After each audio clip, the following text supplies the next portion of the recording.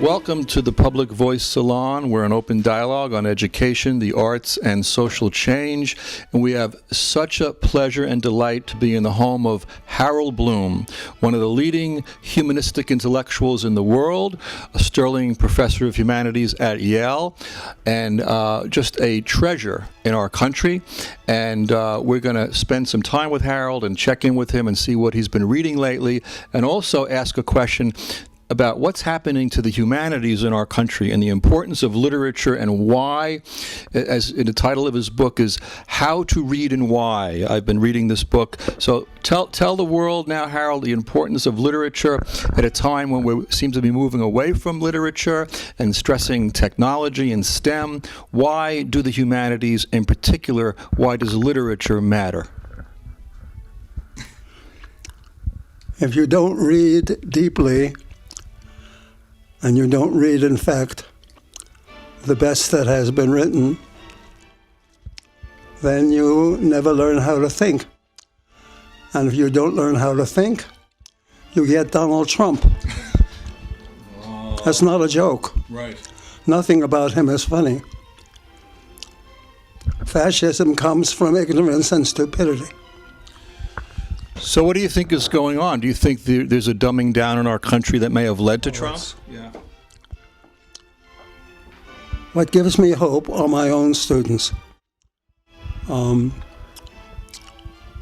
know Yale is comparatively a selective university, but the 24 or so students I had this last semester, one a seminar on poetic influence, the other on William Shakespeare. Every one of them, every young woman and every young man, brilliant, hard, devoted, loving readers. But they may not be representative. I don't know. I think, though, from the endless emails and hard mails I get, even phone calls, though I wish they wouldn't, from all over the world,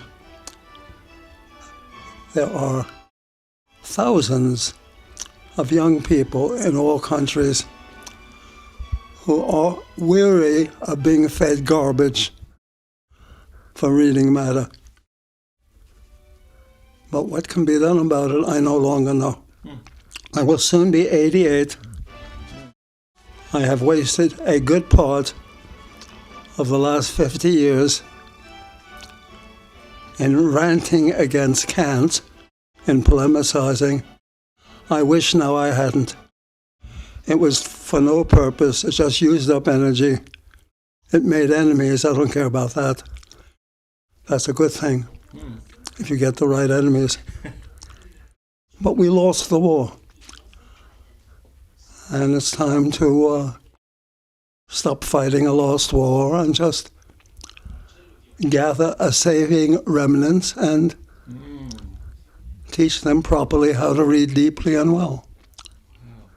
You know, it's interesting because last week Stanley Fish, who was on our show just before you, Stanley Fish gave a lecture at NYU where he said about the crisis of the humanities, and when we asked him, is there any hope? He said, there is no hope. There's very little hope. That's what Stanley Fish just said. So, Stanley and I have known each other for many years, though we've never been close.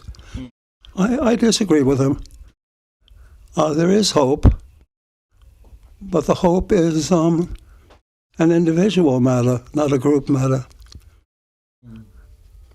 The hope is that and it's out there, you know, all over the world, all over the United States and Canada, Australia, Britain, France, Sweden, Germany, Italy, Spain, South America, the Far East, where almost all of my books have been translated into Chinese and Japanese and Korean, and even Indonesian. I think there's a real hunger for what matters, which is Homer and Dante and Chaucer and Shakespeare and Milton and Goethe and Manzoni, the great Italian novelist who wrote The Betrothed, and Leopardi, the great Italian poet, and Walt Whitman, the writers who matter most. Above all, I suppose, Dante and Shakespeare, and in my time, though it's now a past time, or just before me, Marcel Proust and James Joyce, and Kafka, and probably the last great representative of the highest kind of literary culture, the saintly Samuel Beckett. I don't think there's anything like that on the scene now, but there are. Most of the good poets have died recently, many of them my old friends. Who in particular? John Ashbery, Archie Randolph, Ammons. You know, you talk a lot about Shakespeare. In fact, you wrote a book called Shakespeare and the Invention of the Human. What is it about Shakespeare that gives us our humanity? Is it because he captures our contradictions? Is it because, what is it mostly? Yeah. Partly, you're right, because Kierkegaard,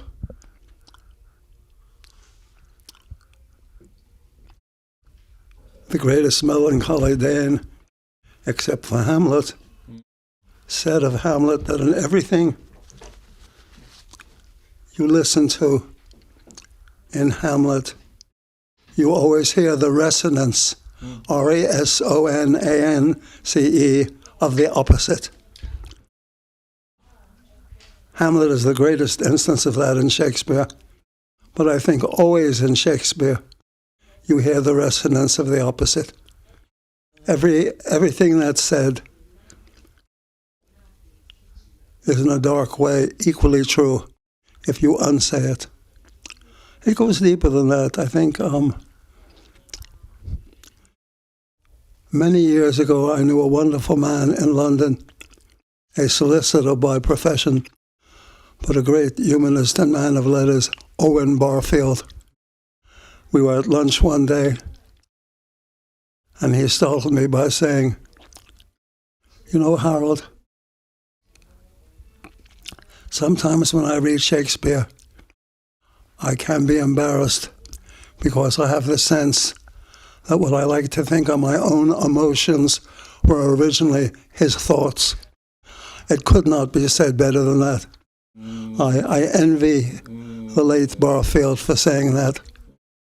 That's what I'm always trying to say, but I've never said it that well."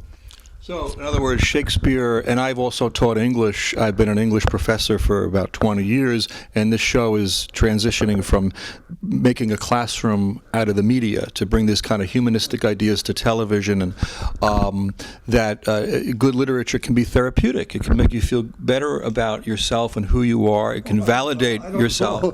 I don't know that reading Shakespeare makes old Bloom feel better about himself. Okay. After all, more even than Freud, more even than Milton, more even than Joyce and Proust. Shakespeare is telling you must make friends with the necessity of dying. And if you're going on 88, that's a dark thought, but it's a truthful one.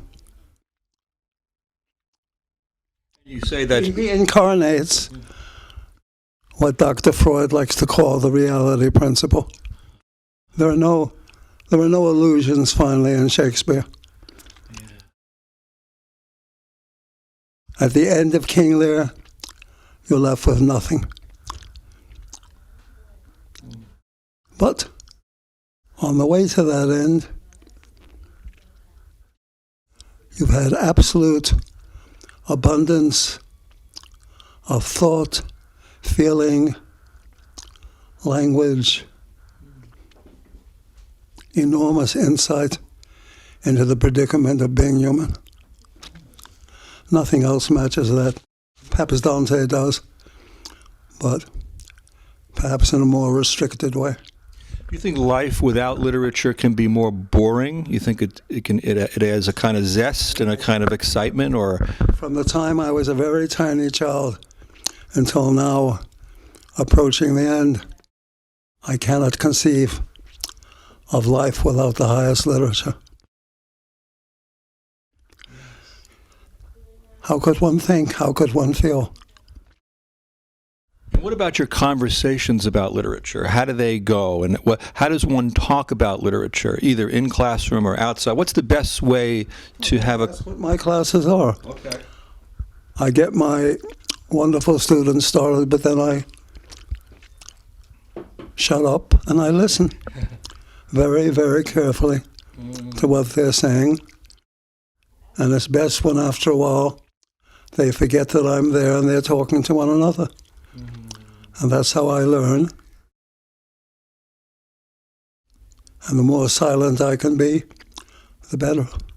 So it's finding a balance between, being a teacher with a capital T and then getting out of the way and allowing them to sift it through their own imaginations and their own... I finished my 64th consecutive year of teaching at Yale. I also taught 18 years at the NYU Graduate School.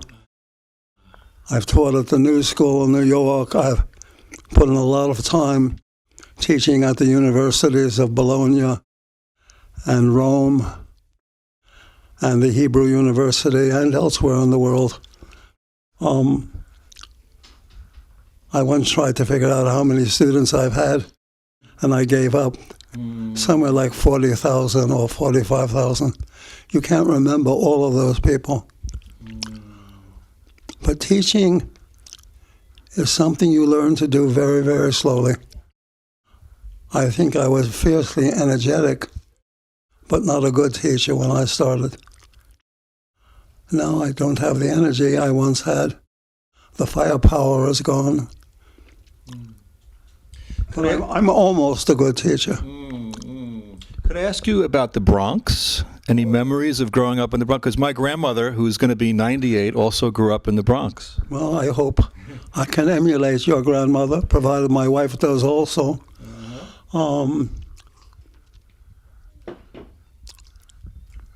What I remember best about the Bronx, besides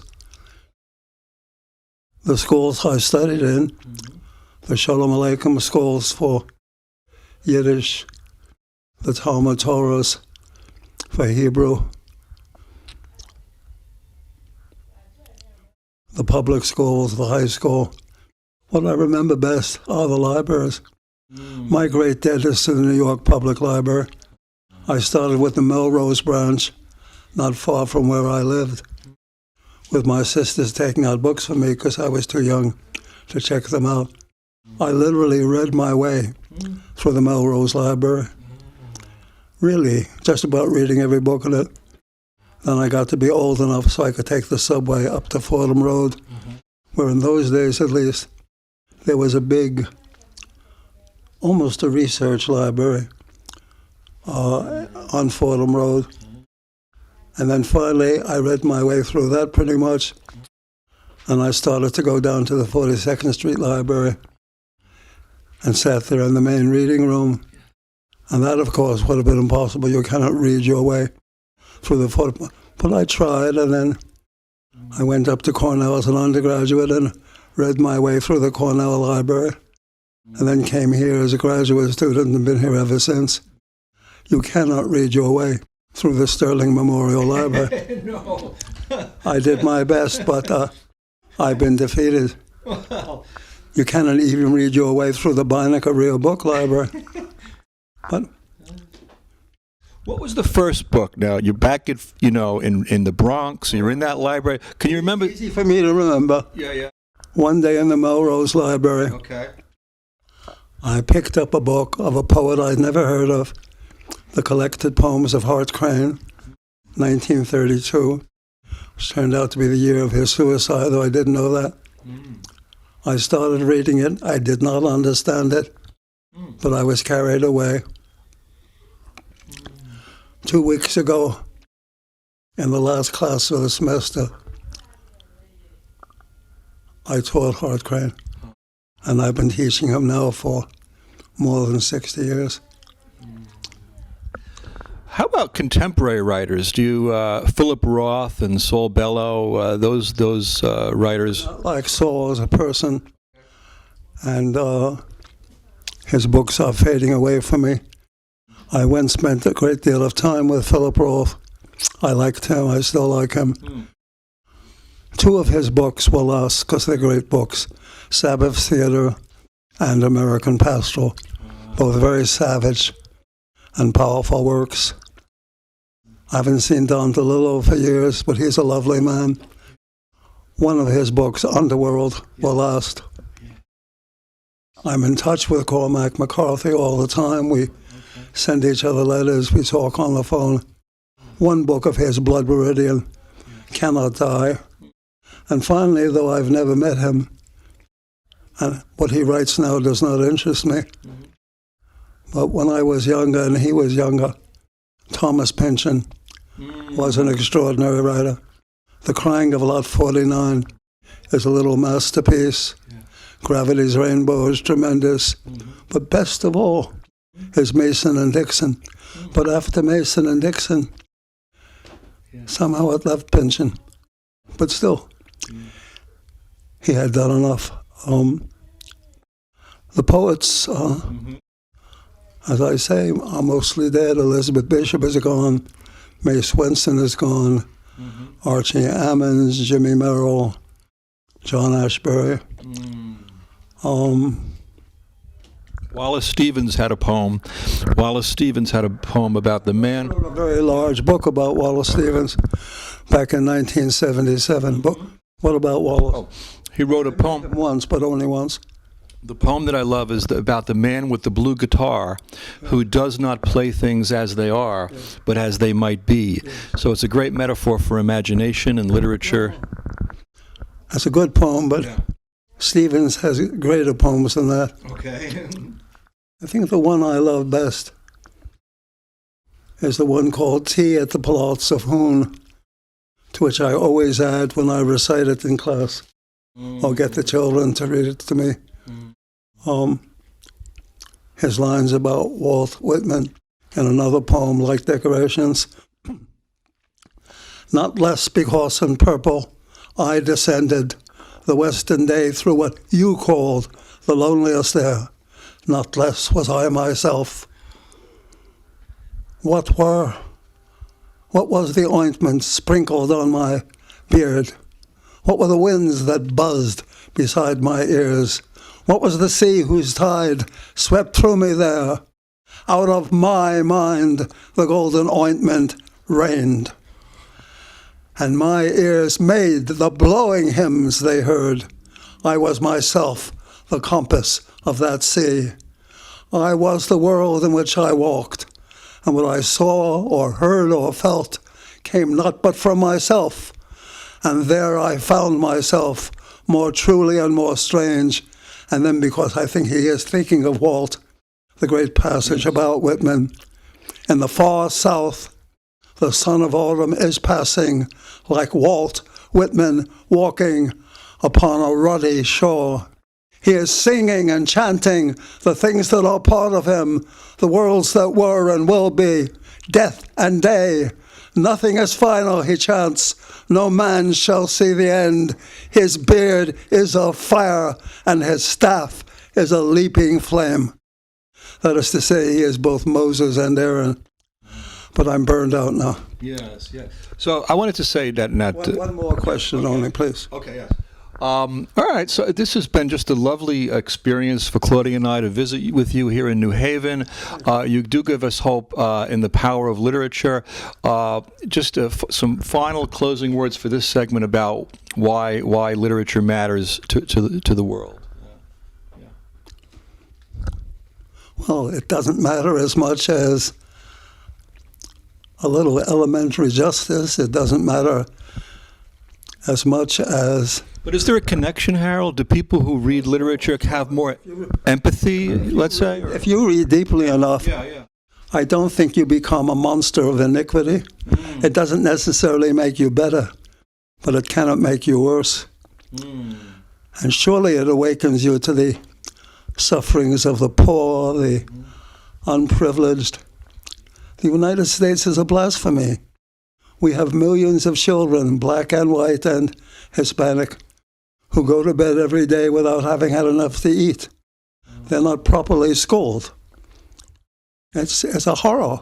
Well, we were in New Haven just now, and there's one section that's very ritzy and fancy, and then you walk one block over, and you reach what some of the nastier people here call the Congo. I know. No, it's everywhere. Blights. Dickens was against that.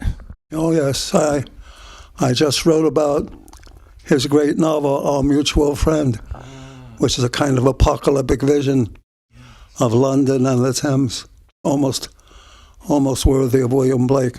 But I am burned out now, so some other time. Okay, it's such a pleasure to meet you, Harold, and to become your friend. Yeah, I'll sign the book if you will. Thank you so much.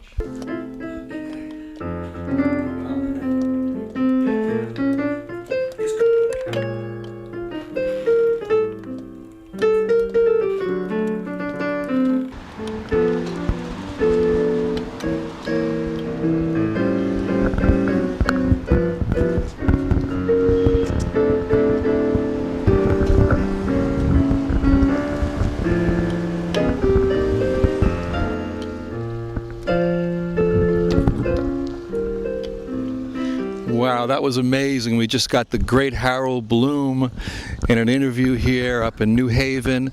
We're on the campus now of Yale University, and we're trying to now have conversation with young people, with students about literature and why literature matters to them. So we're just basically walking up to strangers, young people, to see if they care about literature. And so far, we've gotten absolutely no response. We landed in the STEM section, and we mostly found a lot of computer science majors and people not that interested, in literature. One woman said to me, "Does architecture count?" And I said, "Well, I don't know." So we are now in quest of where the literary section is at Yale, and I think if anybody knows, probably the people in this building would know, this imposing-looking Sterling Memorial Library right here. Claudia, get the library there, dear. I think if we go and ask, somebody there might be able to point us to where the literary people might be, where they might be hiding. Okay, so after much struggle and search for students to come on and talk to us about literature, after we talked to a lot of STEM people and a lot of science people, we finally found two literature people who have studied literature, Holly and Esther, and we have coaxed them into coming on the show, and we're going to talk a little bit about why they love literature, how they got into literature, and why they think literature matters to the country and to them. So let's start with Holly. What was your first experience with literature? I remember my parents had this big box of Dr. Seuss books at my first house, and my brother and I would just constantly be dragging books over to them, asking them to read. So that was definitely one of the first experiences that I had. And then as I grew up, getting into the Laura Ingalls books and Junie B. Jones books, so many Little House on the Prairie, I loved it. Yeah. So many different series that just really captured my interest and drew different parts out of me. And I wanted, when I was reading Laura Ingalls, my parents took me to the homestead in South Dakota so that I got to be in a schoolhouse that was similar to the one that she was in, and just really dive into the world of these different novels. And that's something that was such a fun childlike experience, but I feel I still get to have every time I'm getting into a book that I really love. Yeah. How did you meet your friend? So we were both in the Russian literature department at Yale. I was class of 2017 and Esther was class of 2016. We went to St. Petersburg together for one summer. I can hold it. Okay. And we went to St. Petersburg together one summer with the Yale program, and we studied Russian, and we read Russian literature that summer, right? Yeah. So that's how we know each other. Yeah. So I want to say something about Russian literature, because Dostoevsky is like one of my favorites, and he lived in St. Petersburg. And I remember once I was reading, the first time when I was reading Dostoevsky, I was walking on a sidewalk in Hoboken, New Jersey, which is where we live. It was the main sidewalk, and there were a lot of people around, and I looked around, and there was some kind of feeling I had about a connection between strangers that it felt like it could be a community. You know how like when you're in the public square and it can often be alienating, but there was something about the magic of Dostoevsky that made me feel like this could be a community. I don't know, that was just a feeling I had that there was, and if you read Dostoevsky, there's a lot of dialogue. And dialogue is important to me as an educator, and it's important to us in our TV show because we think that people are not talking to each other that much in the world. Let's talk about literature and talking about literature. Do you have literary conversations with people? Are you in book clubs? Or how do you deal with this idea of talking about literature? Should I hold it? So I'm actually a literature tutor. I teach kids reading, and we do after-school tutoring, so it's mostly like literature, phonics, like getting into improving comprehension skills.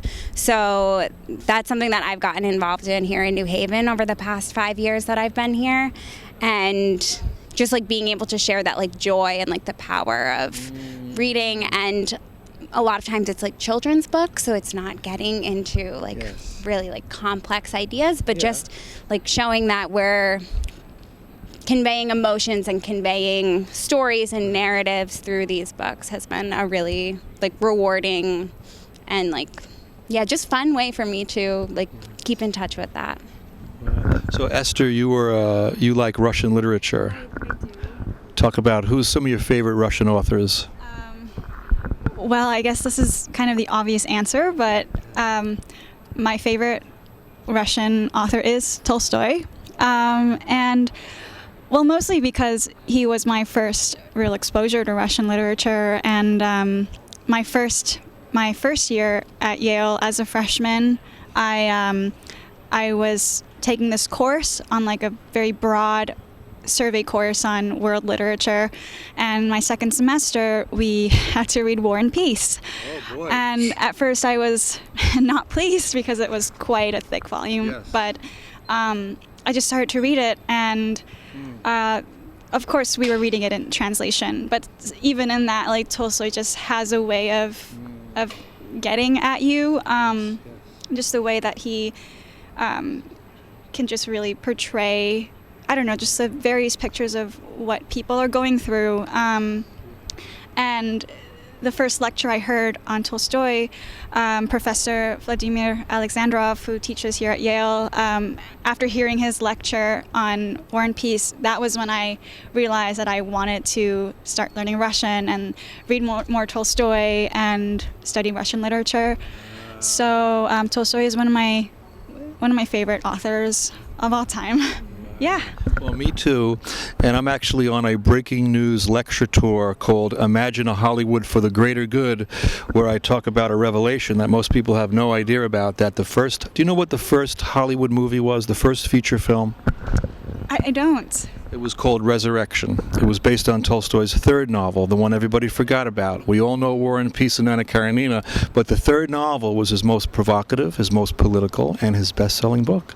And when it came out in 1899, it was his best-selling book. Then in 1903, a play version was made of it, starring Blanche Walsh, the greatest American actress that nobody ever heard of because she's been forgotten. She's like one of those great women of history that we've forgotten about. She was my grandmother's second mother. She rescued my grandmother from an orphanage in London and brought her to New York in 1909. Then in 1912, Adolph Zucker put her in a movie which was the first feature Hollywood film. So Blanche Walsh was the first American movie star starring in a film based on a Tolstoy novel. Beautiful story about social justice and love, and I'm trying to get the world to know this and to realize that it was not Birth of a Nation, but isn't that amazing? That is amazing. It really is. Yeah. Speaking of movies, do you have any thoughts about movies? Because often cinema and literature sort of go together and overlap. Do you have any favorite movies? So I'm always a fan of the book version of anything. Yeah, I'm a stickler for that. All right. Yeah. All right. What about Jane Austen? Do you like to? I love Jane Austen. I am a fan of Jane Austen. Yes. I'm also a fan of film or TV adaptation of Jane Austen. Okay. For some reason, I think it translates really well to the screen. And I don't know. I know it's a very common thing for young women to like Jane Austen film adaptations, but it's definitely a go-to. And she has this wit that just transfers across centuries. So what she said then is still funny today, and so it's that's what I love about her, and it's witty, it's funny. Yeah. And I'm going to say something now, and I hope Harold Bloom doesn't get mad at me, but I got into Pride and Prejudice from the movie version first. I watched the movie version with Laurence Olivier, the black and white. Do you ever see that version of it with Laurence Olivier? It's a great, great film, and that got me excited about Pride and Prejudice, and then I read the book, and obviously the book goes much more in detail, and you get the literature of Jane Austen. What I love about that novel is you get these interior passages where the characters are not saying anything. Like you'll have Darcy and Elizabeth, and they're just like next to each other in the garden, and all of these passions that are going, the turmoil that's churning inside, the attraction, she's able to render that so beautifully. So I think literature, and this is something Harold Bloom says, actually augments the self. Literature gives us our personality and all of its different myriad forms and the contradictions, and we can sort of own ourselves better from reading literature. Do you find that's true? Do you find that there's a therapeutic value? How does it make you feel to read literature? Well, I definitely agree with that. I think every memorable novel or short story, that's sort of the effect. Like one novel that means a lot to me is Middlemarch. Middlemarch. Yeah, it's I one of the reasons I love that book so much is I feel like through the characters, the author puts into words things I was feeling but wasn't able to put in words. And I think those are the moments when I truly appreciate what I'm reading, and those are like you said, the therapeutic moments for me. It's interesting, I'm listening to a song, we're overhearing a song playing right now, an Elton John song called Your Song. Do you know this song? I love this song. This song is beautiful. It's deep, it's soulful, it's beautiful, it's love, and it's simple. And and that's to me literary too. There's something poetic about that song. And here we have the music section of Yale next to the literature section. Somehow that all goes together, So you want to talk a little bit about music? Yeah. Well, I think one of the things that I love about both literature and music is like the idea of like sharing narratives, and I think that can be like really powerful. Like you're sharing a story, and kind of what Esther was just saying, like giving like your audience like an emotional vocabulary to just like be able to express things. And I think like issues arise when people aren't able to express themselves and understand what they're feeling, and I think music is something that most people turn to in order to help them like cope and help them understand their own emotions. But literature has, I think, all of that value. And I think, people don't turn to it in the same way that they turn to music, but at least for me, it kind of serves the same purpose. I just wiped my eyes. I wasn't crying. I know, but it's allergy season. But I wanted to say something about politics also, because our show is about education, art, and social change as well. And, we now have a president, Donald Trump, who doesn't read there's nothing literary there. Obama, who came before him, was a noted reader, intellectual, great writer. So there's a difference, those two personalities. But do you also think that there is a connection between literature and politics in terms of teaching people to be more humane, better human beings? Does that make a better country? What's the link between literature and politics, if any? It's a tough question, right? Or, like, for example, if the business major takes over and everybody's just studying narrowly, business and economics, and they're losing that sense of soul, of humanity, of compassion for people, which you get from literature, what kind of country are we going to have if we just go all STEM and no literary humanistic culture?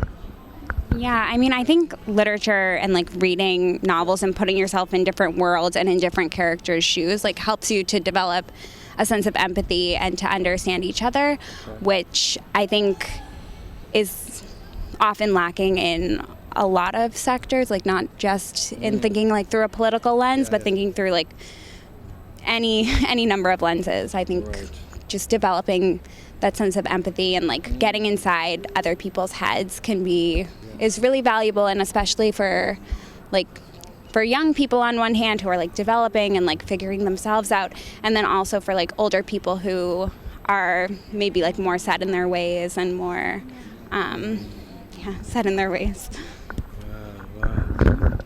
What's the social life like here at Yale? It looks like it's a very vibrant campus, and with the cafes, and we love it. This is our first time here. We live in Hoboken, New Jersey. Hoboken's a nice place too. It's a mile square time. Been to Hoboken? New Jersey. Where from New Jersey are you? From Bergen County. I grew up in Bergen County. Where in Bergen County? Tenafly, New Jersey. I know Tenafly. My godmother is from Tenafly. Ruth Lardner. Hello, Auntie Ruth. Yeah, so I spent a lot of time growing up in Tenafly, New Jersey. Yeah. So when did you start getting into literature? How old were you? Do you remember? Well, I think my first memory of literature, at least in English, is when I was in third grade. Yeah, because I wasn't born in the United States. I'm a first-generation immigrant. Okay. I arrived in New Jersey when I was 7, and South Korea. South Yeah. Korea, okay. Uh-huh. So I didn't speak any English maybe the first year and a half of being in the U.S. I think my first experience of literature, it's children's literature, was in third grade. Our third grade teacher, we had to read aloud every day after lunch, and she was reading The Lion, the Witch, and the Wardrobe to us by C.S. Lewis. Okay. And I think that's the first book that I really started to understand in English, and I enjoyed it so much that I got into the rest of the Chronicles of Narnia, and I started reading more. Yes. And C.S. Lewis is I mean, I had ESL and all those things, but it was C.S. Lewis who taught me English. So yeah, that holds a really special place in my heart. So I read a lot as a kid, and my favorite book growing up was Jane Eyre by Charlotte Bronte. Yeah, I remember when I first took that out of the library when I was in 7th grade, I couldn't put it down. And, you know, it's probably a bad idea for a 12-year-old girl to learn about love through Jane Eyre. Okay. But that's just how it was. And so, yeah, I just read a lot growing up. And I always knew that I loved reading. Yeah, but it all started with C.S. Lewis. Oh, that's wonderful. So think about are there any contemporary writers that you read today? Do you read the New York Times? Like, I read the art section, and I like to know who is who, what the new book's coming out. Are there any brand new writers that you both love, or maybe not? Maybe there's a gap out there in terms of, because here's the problem, folks. There's so much to read and there's so little time, right? There's so many classics. I just finished reading Moby Dick for the first time, and last year I read Cervantes, Don Quixote. So now I want to read something small. I want a 120-page book. You know, I think those are really great to read. Short books too. You know. What's it like when you hang out with your friends and do you talk literature and stuff like that? What are your literary conversations? Do you belong to book clubs or anything like that? Well, Do you, well... Maybe this is the most literary talk. Maybe we got to come around more often. Yeah. I mean, I'm constantly looking for recommendations, and I'm on, there's a site called Goodreads, which is basically a social media site for books, and you keep track of what books you're reading, and you can write reviews and set challenges for yourself. And it's linked up with my Facebook, so all of my Facebook friends who have it are just like on, so I see what they're reading and they like what they like. But it's kind of passive, but it's helpful. It's nice. Yeah. So this is hopeful that we're even having this dialogue. I didn't think that this was going to even happen because, like, after Harold Bloom, you said, forget it, it's over, and it's very little hope. We also had Stanley Fish. He's a famous literary critic, and he said, forget it, literature, it's over, it's over. Everybody's a STEM major, computers, business, But here we found these two young people, literary majors. You're giving us hope, all of us hope. I hope Stanley Fish watches this, and Harold Bloom, and we sort of rally the troops and say, like, literature matters. What do you think? Is this a political movement? Can we create some kind of a movement to save literature? What do you think about that? Or am I being too dramatic? Well, I think you have a good point, and I think literature is really important. They're all watching. Look, okay. Come on. But I also do think that there are many forms of art, and literature is one of them, and culture is evolving. And I mean, to be fair, a lot of the literature that we do read in college are written by white males, and this is great literature, but there are many facets of expression and art and culture, and like you can find that in so many ways, like in music or art, street art, anything. So I think just literature we read, high literature we read like in college is just one of those things, and I think it's important to keep that going. But there's been a lot of conversation about like more diversity in literature, and in contemporary literature too. There have been many more voices, and I think maybe our curriculum, in schools should evolve to reflect that, because people from different walks of life and different places have a lot to say, and I think all those voices should be read. So that's how I feel. And this is Yale, we have to be honest, this is an elite university, and I was lucky enough to go to NYU to a program there that was just very cutting edge and forward thinking about literature teaching, and it was actually based on the ideas of Louise Rosenblatt, who's somebody that nobody knows about, but people should know about her, and she connected literature with democracy. And she believed that there should be open conversations in literary classes, and so I think a lot of it is how literature is taught in schools. And many of my students, when I've taught at community colleges, they come to me, they don't like to read. I say, why? Because of school, because of the way they taught it in such a boring way that just let people talk and be open about things. The whole grading complex, it sort of kills the joy. Even something as simple as a book report, that you think that, like, what's wrong with a book report? But it's actually, they've done research on this, and I've read all the studies on this, that book reports are horrible. They turn you off to reading. The best thing is like what Oprah Winfrey had, a book club. You just sit together and you discuss, you have cake and coffee. I've been in several book clubs, and I think that's the way to go. Then you go to school, and it takes away the desire. But you may have gone to different schools, right? I mean, there are different schools based on social class backgrounds, and there are working class schools. I've taught in high schools that are very lockstep and authoritarian, and then you go into private school where it's like, oh, what do you think? What do you feel? And it's very open and flowing, and you don't even have to ask to go to the bathroom in these schools. You just go because the parents are wealthy, and but then you go to a school that's in the ghetto, and it's like everybody's like lockstep, you're afraid to say anything, and then you come out of there and there's no desire to read. So does that make any sense? Yeah, I think something that I think a lot about, like, for my job especially, is like how to get people to like want to read and how to get them to like love to read. And I think, like, to Esther's point, that there are like many voices out there. I think, like, there's like something for everyone. Like, it's like with like kids especially, to like instill that love of reading, it's like finding voices that resonate with them, and like stories that, like, maybe it's not Jane Eyre for every 7th grader, but like maybe there's like, there are books that are like set in like inner city environments that are about teenagers, like who like these kids can like relate to, and like, you know, I think that that's like a really important aspect of it. And the storytelling part, right? Because I think from literature we get the art of stories, and then we can tell our stories better.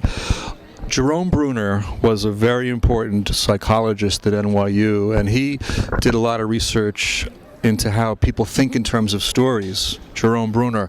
And he said, if you want to tell better stories, study gifted writers.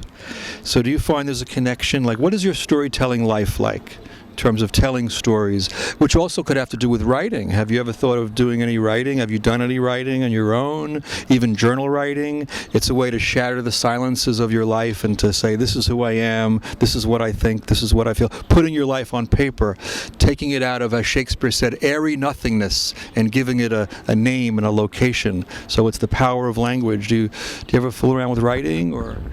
Yeah, I mean, I do love to write. And I think that's hugely important. I think young students should be encouraged to write. I think it's one way of, I guess, processing their perceptions and what they see of the world around them. And yeah, just to put their voices and thoughts on paper. And I think usually in response to reading, I mean, writing is sort of like the logical next step, even if it's not like an analytical paper, but sort of like a personal reflection or like a short story that goes off of some of those themes that were encountered in what you read. Yeah, so that's sort of how I feel. Do you both talk in class? Are you the people that talk in class, or are you the people that sort of shy away and sit in the shadows? Or?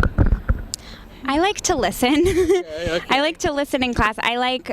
I think if I have something that I really want to say, I will say it. And I usually, like, especially in like a literature class, if I'm like inspired by a work, or like it's inspired like a lot of thoughts, like then I'm more participatory.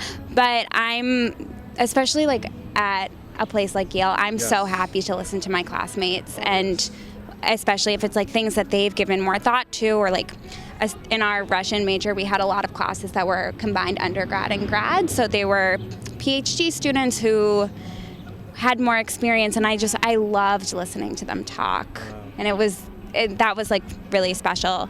And yeah, but if the spirit moves me, I definitely will speak up. Well, guess what? Now you're on television. So something has changed now. Okay. One of my great joys as a professor is to help my shy students come to voice in class, and so I always arrange the chairs in a circle, and I talk honestly about my own development, where I call myself a recovering shy person. I was very shy when I was younger, and now I can obviously have a TV show which shows a little bit of growth, and it doesn't mean I'm not nervous sometimes even on the show, right? You always get a little nervous, and I'm trying to develop as a public speaker too. But so I think you're doing well. I think you're speaking very well. You're coming to voice right here. You're articulating yourselves into the world. But I do think, if I'm just sort of thinking out loud right now, that there is a loss of democracy in our country now, that it seems as if big money is controlling a lot of the political discourse. There's been studies, a Princeton study, Princeton, that other university, we're not going to mention any names, but Princeton, they actually did a study where they said that America is no longer a functioning democracy, that the will of the ordinary people is not being listened to by the politicians. They just care about who's paying them. So you think in terms of literature could help us talk better, so we could think better, so we could have a better democracy? Well, it's like way above my pay grade. It's way beyond my pay grade. I don't know how I can answer that. But I mean, like I said before, I think there are many outlets of culture, and I mean, as much as I love literature, I don't know if like that has to be the primary way. I think, for example, like this is a very simple example, but I think like comic strips, that's one way of, I mean, I read The New Yorker, and I mean, of course they have very specific kind of ideas, but I find their cartoons amazing, and just sort of reflects the satire that goes into it and the brilliance. It's just amazing. Because it almost seems like it could be self-serving for people just to be talking about literature when, like, I mean, here we are at Yale University, right? Everything is she and very high-end and high class. You go two blocks over, and there's homeless people in a park full of homeless people, and they're giving away free coffee and donuts because you have homeless people. So there is poverty in the world. There is we have nuclear weapons that could destroy the planet. Like, is there a disconnect between, or is there a connection between literature and social justice? That's what we're trying to also explore. You don't have to have an answer to it now. I'm saying I think there is, because I think literature gives us a sense of empathy and a sense of caring, you know, for other human beings. And I have a story in my own family where this actress, Blanche Walsh, who rescued my grandmother, she was in a Tolstoy play. So she was exposed to all that humanistic culture, and she had a heart to say to my grandmother, no, I'm not going to let you stay in that orphanage. I'm going to bring you to New York. So that was a great act of empathy. I think it's one of the great untold stories of the 20th century, maybe, because it's connected to the first American feature film. So empathy and love, even love. What about love? Is there a connection between love and romance and love and literature? Can you think of in your own readings, or? I think what you were just saying made me think of the idea. It's a real privilege to study literature. It's a real privilege to be able to have spent 4 years at Yale and studying, like reading Dostoevsky, like in my ivory tower, and I think it helped me with like my development and like the way that I see the world. I think it definitely shaped my worldview and like the way that you were describing, like leading to ideas of like empathy and social justice and love. But I don't know. I know that so many people don't have that privilege, and right. I think in the school systems, like we can give that to like the nation's children, like in like through like the way how we like educate them when they're in the school system. But I think after that, like life takes over for so many people, and I can't criticize people for not just like reading Moby Dick on like a Saturday when they are able to pick up a second shift in order to like make ends meet. So I think that that's something that I definitely need to think about more when I'm thinking about the way that like I approach things like literature, and then also just like a wealth of other privileges. Do you have any critiques of our culture, popular culture, like television shows where you don't see people talking about literature? Do you notice that what we're doing right now is kind of odd to be on TV? This is going to be on TV. Can you remember a time when you were channel surfing and you found a conversation like that was about politics, about literature? Is that something, is there a gap? Is something lacking? Do you watch TV at all? You said, like, do you watch the breaking news at night? We find the breaking news through. It's hard to pull away from the Trump saga because it's like an opera in itself, right? It's like.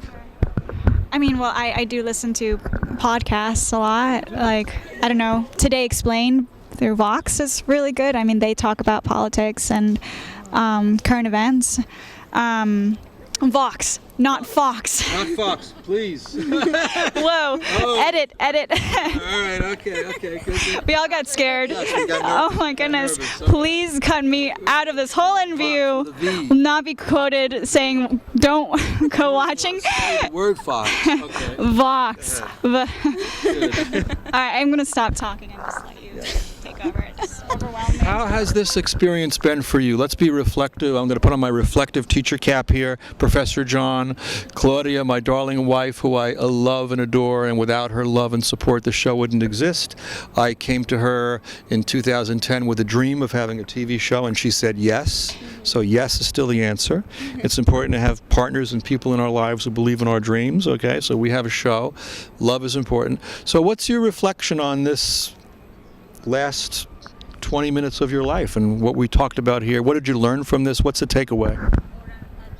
Or Claudia says, or advice to the viewers, about literature. I mean, I was shy at first when you first approached me, but I think I do love talking about literature. I do.